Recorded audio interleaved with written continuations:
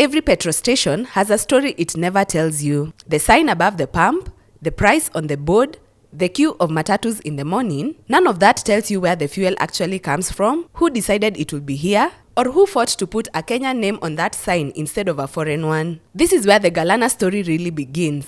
It begins 20 years earlier with a country that didn't own its own fuel.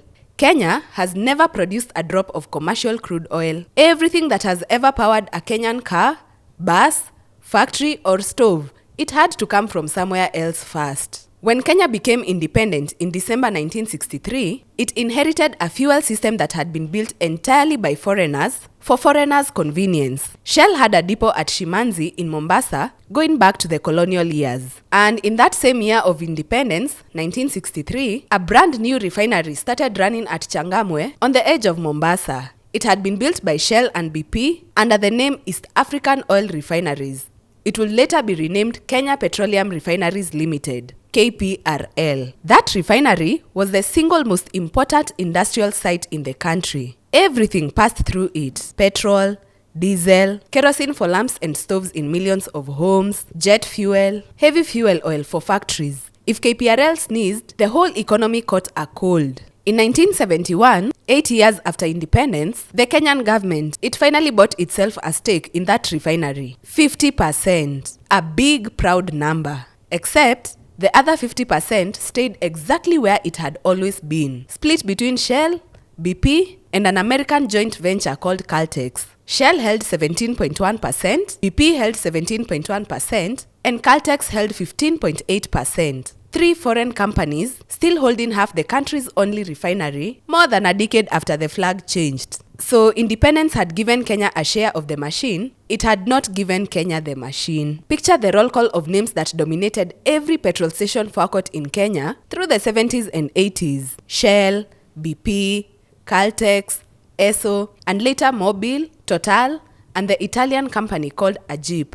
There was one homegrown challenger, the Kenya Oil Company, founded back in 1959, which would later become known as Colonial. It was small, it was fragile, and in the early 80s, it actually collapsed into receivership before clawing its way back in 1983. In 1981, the government tried something else. It created a state company, National Oil Corporation of Kenya, specifically because it was uncomfortable leaving the entire fuel supply of the nation in foreign hands. On paper, that was a bold move. In practice, National Oil, it never came close to challenging Shell or Total for the pumps, the depots, or the customers. It was a symbol of unease more than a serious competitor. In 1992, even after Colonial and a company called Mobil had entered the picture, the 6 multinational groups, they still controlled 89% of all fuel sold in Kenya. 89% to just 2 small Kenyan-linked companies splitting the other 11. That single number, it tells you everything about the decades before it. If foreign companies still held 89% of the market in 1992, after years of a small Kenyan challenger fighting for scraps, then through the 70s and most of the 80s, foreign control was close to total. And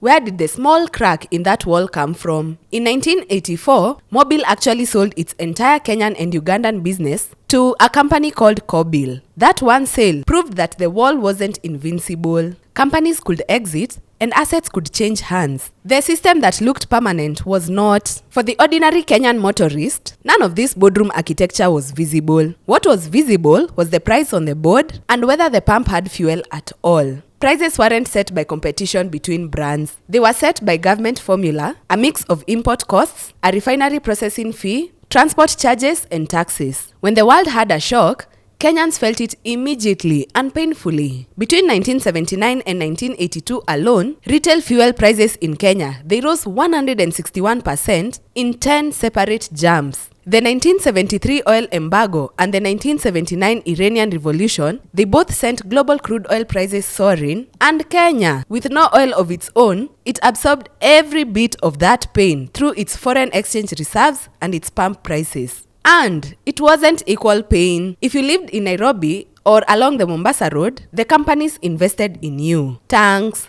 pumps, depots, reliable supply. If you lived somewhere thinner, more rural, farther from that spine, you depended on resellers, drums, and whatever trickled down the chain last. Kerosene, the fuel that lit homes and cooked dinner for millions of ordinary households, it depended on exactly that same thin and reliable network. This was the Kenya that existed before anyone had ever heard the name Galana. A country that owned half a refinery on paper and none of the power that actually moved fuel. Nothing that looks permanent stays permanent forever. And by the start of the 1990s, the entire system that had protected the foreign oil companies for 3 decades, it started coming apart. Not because Kenya chose reform out of idealism, but because the country was falling apart financially and had no other option. It came from every direction at once. In August 1990, Iraq invaded Kuwait, and the resulting Gulf crisis, it sent oil prices climbing right when Kenya could least afford it. In November 1991, Kenya's donors, the countries and institutions that had been propping up its finances, they froze their aid. They wanted multi-party democracy, and they wanted serious economic reform, and they were done pretending Kenya's one-party economic management was working. Multi-party politics did return in December 1991, but the economic confidence did not come back with it. At the same time, the Goldenberg scandal was quietly gutting the country from the inside. This was a fraudulent export compensation scheme that drained public money and wrecked confidence in the currency at the exact moment Kenya most needed a strong shilling to pay its fuel bills. By January 1994, inflation had rocketed to 62%. Every one of those crises pointed to the same conclusion. The old system, where the government tightly managed prices, import licenses, and foreign exchange for a handful of untouchable foreign oil companies, that system was too expensive and too rigid to survive. On the 27th of October, 1994, the Kenyan government formally deregulated the importation, marketing, and pricing of petroleum. Companies were suddenly free to import their own fuel, price it according to the market, and compete for it directly rather than working entirely inside a system the multinationals had built